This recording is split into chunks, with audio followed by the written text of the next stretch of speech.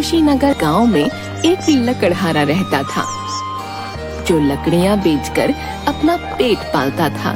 लकड़हारे के पास एक अनोखी शक्ति थी। वो जो भी सपना देखता वो हमेशा सच हो जाता था। उसने अपनी इस शक्ति के बारे में सबसे छुपा रखा था। एक रात उसने सपना देखा कि जहाँ वो लकड़ी बेचने जाता है वहाँ भूकंप आ गया है और सारे लोग डर के मारे इधर उधर भाग रहे हैं। रोज की तरह लकड़हारा जब सुबह लकड़ी काटने गया तो रास्ते में उसे एक आदमी मिला। भाई, जिस नगर में तुम लकड़ियाँ बेचने जाते हो, आज सुबह सुबह वहाँ भूकंप आया है और लोगों में हड़कंप मचा हुआ है। तुम आज वहाँ मत जाना। उसके ऐसा बोलने पर लकड़हारे को वो सपना याद आ गया जो उसने पिछली रात को देखा था। लकड़हारा उसे अपने सपने के बारे में बिना कुछ भी बताए अपने घर आ गया और अगली रात उस लकड़हारे ने फिर एक सपना देखा। इस बार उसने सपने में देखा कि परी लोग की महारानी के गले का हार चोरी हो गया है। अगली सुबह जब लकड़हारा लकड़ियाँ काटने जाने लगा तो रास्ते में उसे एक बहुत अलग वस्त्रों में सिपाही मिला। भाई साहब, आप किसी योग्य लकड़हारे को जानते हो? इस गांव में नए हो क्या? हाँ, नए तो हैं। भाई साहब, मैं भी एक लकड़हारा ही हूँ। बताओ क्या काम है? मैं परीलोक का सेनापति हूँ और परीलोक के राजा को एक लकड़हारे की जरूरत है। क्या तुम मेरे साथ परीलोक चलोगे? लकड़हारे को काम की जरूरत थी। उसने बिना कुछ सोचे समझे परीलोक जाने के लिए हाँ कर दिया। हाँ हाँ, क्यों नहीं चलूंगा, जरूर चलूंगा। ये सुनकर सेनापति बहुत खुश हुआ और लकड़हारे को अपने साथ ले गया।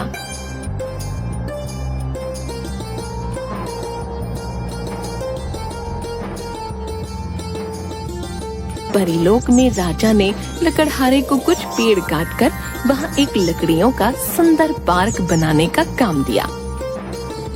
लकड़हारा काम से लौट रहा था तो महल के मुख्य द्वार पर देखा कि महल में शोर हो रहा है।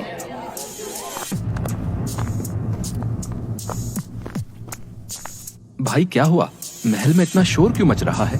भाई क्या बताएं, कल रात महारानी का हार चोरी हो गया है, इसी वजह से ये शोर हो रहा है। अच्छा अच्छा। पूरा दिन काम करने की वजह से लकड़हारा थका हुआ था और अपने विश्राम गृह में जाते ही सो गया। उसी रात लकड़हारे ने सपने में महारानी की दासी को देखा। सपने में दासी अपने पति को उस हार को दूर शहर में बेचकर आने को कह रही है। जब लकड़हारे की नींद खुली, महारानी की दासी ही चोर है। मुझे ये बात जल्दी से जल्दी महाराज को बतानी होगी। तुरंत राजा के कक्ष में गया। महाराज, महारानी, मुझे आपको एक बहुत जरूरी बात बतानी है। बताओ क्या बात है? हाँ हाँ बताओ, क्या बात बतानी है? महाराज, मुझे महारानी के हार के बारे में बताना है। हार के बारे में क्या बताना है? क्या तुम जानते हो हार किसके पास है? महारानी, हार आपकी प्रिय दासी ने चुराया है।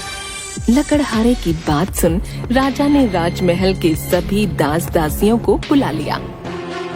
जैसे ही लकड़हारे ने उस दासी को देखा जो उसके सपने में आई थी तो वो उसे पहचान गया।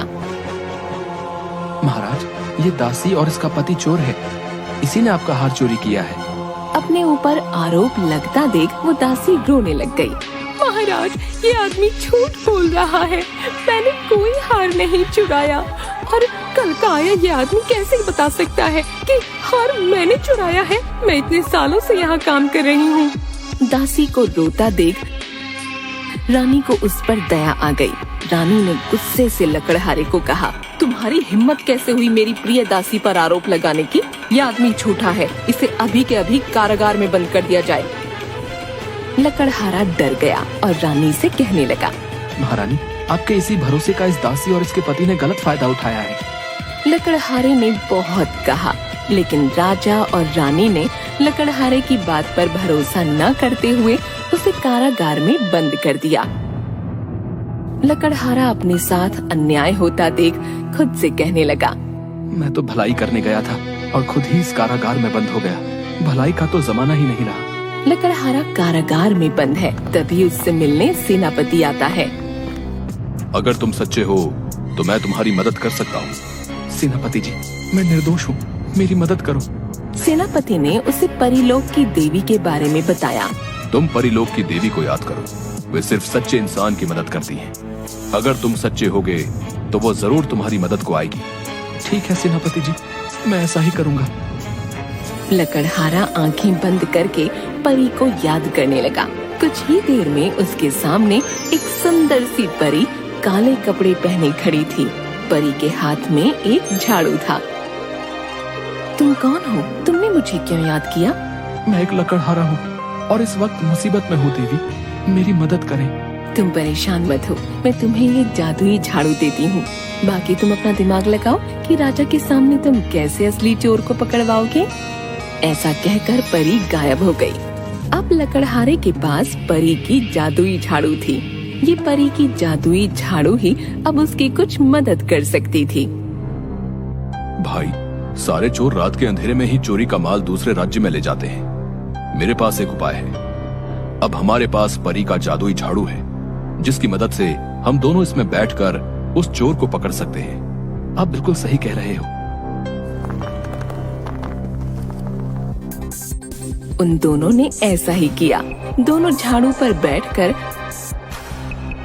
आकाश में उड़ गए और महल के चारों ओर नजर रखने लगे। लेकिन उस रात उन्हें कोई भी चोर नहीं मिला। लगता है हमारा समय खराब है। आज की रात तो कोई चोर दिखाई नहीं। अब क्या करेंगे दोस्त?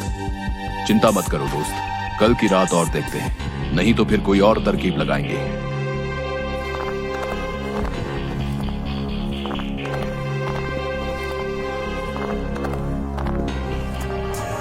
अगली रात को वो दोनों चोर को ढूंढने के लिए फिर से उसी जादुई झाड़ू पर बैठकर उड़ गए।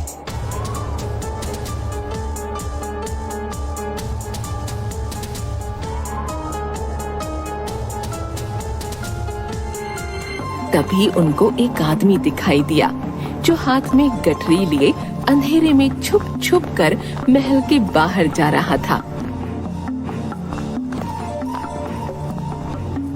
दोनों ने बहुत दूर तक उसका पीछा किया। पीछा करते करते सवेरा हो गया। सुबह होते ही लकड़हारे ने उस चोर को पहचान लिया। सेनापति जी, ये वही चोर है जिसने चोरी की है। लकड़हारे की बात सुन सेनापति ने उस चोर को दबोच लिया और जादुई झाड़ू पर बैठाकर सीधे राजमहल में पहुंच गया।